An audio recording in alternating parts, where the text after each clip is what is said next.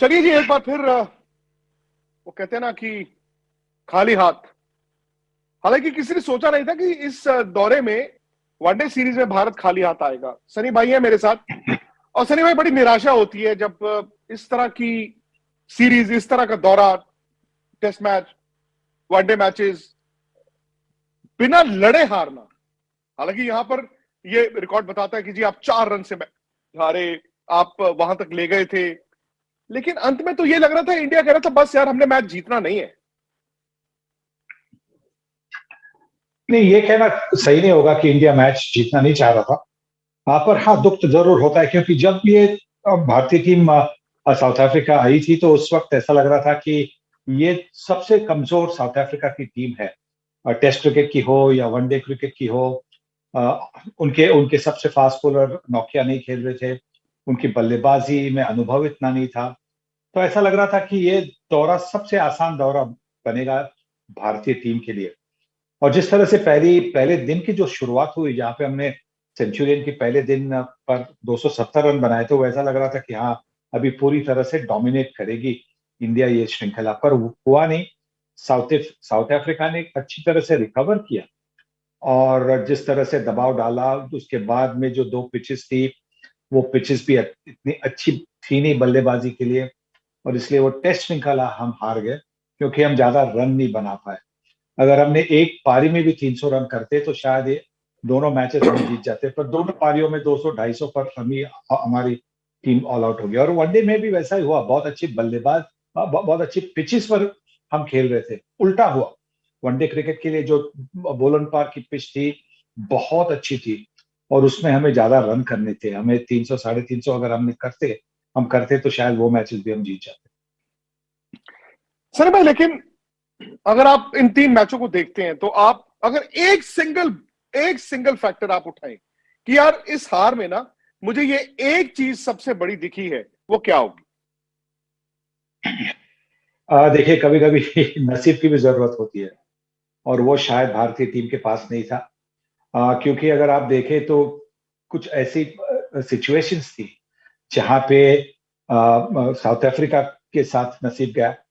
और शायद ये भी हो सकता है कि साउथ अफ्रीका ने ज्यादा जिद दिखाई, ज्यादा दम दिखाया, और उसी की वजह से वो ये श्रृंखला 3-0 से जीत सके।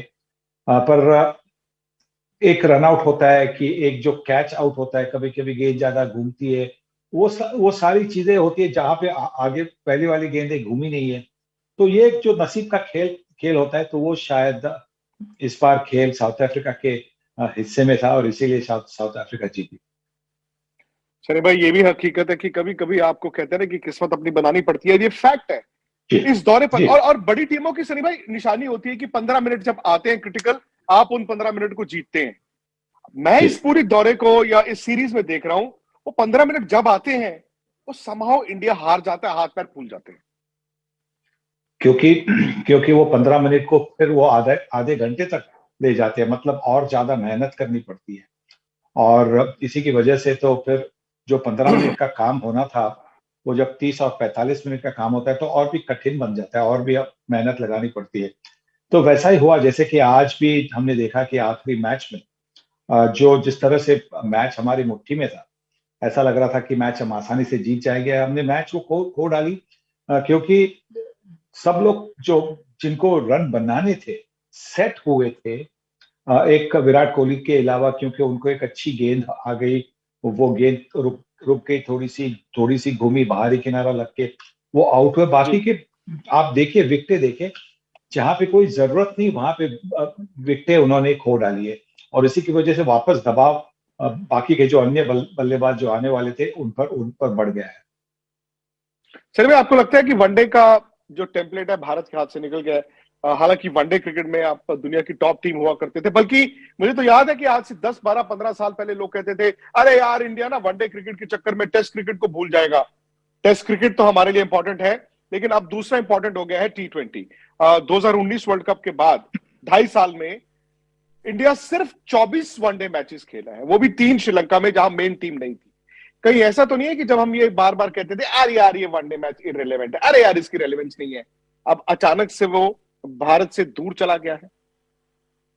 जिन्हें जिस तरह की जो कंसंट्रेशन बनी थी वो बिल्कुल T20 के जो 2 वर्ल्ड कप थे, एक जो सितंबर में हुआ था 2021 के सितंबर में, और जो अक्टूबर 2022 के में होना है, उस पर थोड़ा सा ज्यादा ध्यान देने की वजह से ज्यादा T20 मैचेस खेली गई। बिल्कुल सही है। अगले साल जब मतलब 2023 में जब वर्ल्ड कप होगा तो उसके लिए हमें वनडे क्रिकेट की ज्यादा प्रैक्टिस करनी चाहिए, ज्यादा मैचेस ऑर्गेनाइज करनी चाहिए। और जिस तरह से आगे का मतलब जो होम सीरीज हमें दिखाई दे रहा है, वहां पे जो मिश्रण है वो एक अच्छा मिश्रण है, क्योंकि वहां पे वनडे और T20 के भी मैचेस हो रहे हैं। 2 मैचेस श्रीलंका के जी। खिलाफ टेस्ट के हैं, पर वनडे मैचेस है। पर बिल्कुल वैसा ही होना चाहिए और वैसा ही होगा, क्योंकि हमें अभी क्या, हमारी हमारे लिए सबसे बड़ी बात क्या है अभी, हमारे लिए अक्टूबर में जो T20 वर्ल्ड कप होना है वो जीतना है। उसके पहले हाँ एक टेस्ट मैच है इंग्लैंड में, वो भी जीतना है। फिर उससे हम 3-1 से हम कह सकते हैं कि जब टूर्नामेंट वो टूर कैंसिल हुआ तो वहां पे हम 2-1 से आगे थे। अब ये टेस्ट मैच जीतेंगे तो हम 3-1 से कह सकते कि श्रृंखला जीते। तो ये सारी बातें हैं, तो इसकी वजह से इतना ध्यान शायद वनडे पर है नहीं पिछले 2 सालों में, 2019 के वर्ल्ड कप के बाद में। पर आगे जाकर जरूर 50 ओवर्स की ज्यादा मैचेस भारतीय टीम की शेड्यूल में आप देखें। सनी भाई, मदन जी भी जुड़ गए हैं। मदन जी, ये बड़ा डिसअपॉइंटिंग दौरा हो गया भारत के लिए। आप आज के मैच को आप मदन जी आज के मैच को किस तरह से देखते हैं? इस सीरीज की हार को किस तरह से देखते हैं? देखिए विक्रांत, आज जो मैच हारे हैं वो तो कमाल का मैच हारे हैं, क्योंकि जीता हुआ मैच वो इन्होंने हारा है। क्योंकि मेरे को लगता है कि बैटिंग में जो है इतना ज्यादा जितना अप्लाई करना चाहिए उतना ये अप्लाई नहीं कर पाए। क्योंकि देखिए, अगर जितने भी बैट्समैन हैं हमारे जो आउट हुए हैं, एयर हवा में मारकर सारे आउट हुए हैं, अगर वो लॉन्ग द ग्राउंड भी खेलते तो ये मैच बड़े आसानी से जीता जीता जा सकता था।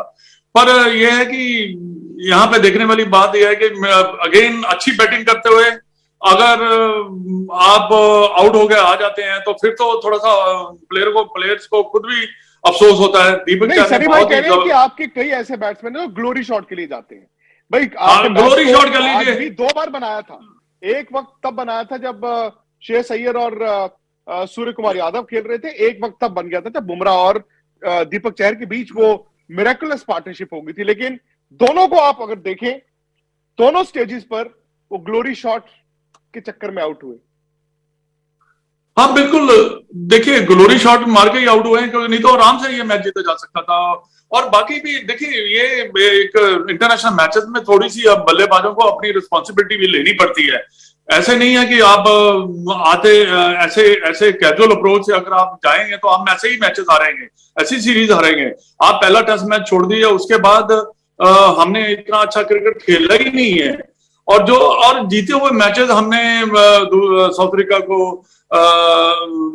के हाथ में दिए हैं। तो ये एक सोचने वाली बात है, क्योंकि यहाँ पे है क्या कि ऐसा लग रहा है मेरे को कि कहीं ना कहीं जाके ये जो खिलाड़ी हैं या तो ये एक अपनी रिस्पॉन्सिबिलिटी नहीं ले रहे, या फिर वो बड़ी अप्रोच जो है उनकी बड़ी कैजुअल है। क्योंकि सनी भाई भी जानते हैं कि इंटरनेशनल मैचेस में अप्रोच अगर आपकी ऐसी हो तो आपका मैच जीतना बड़ा मुश्किल रहता है।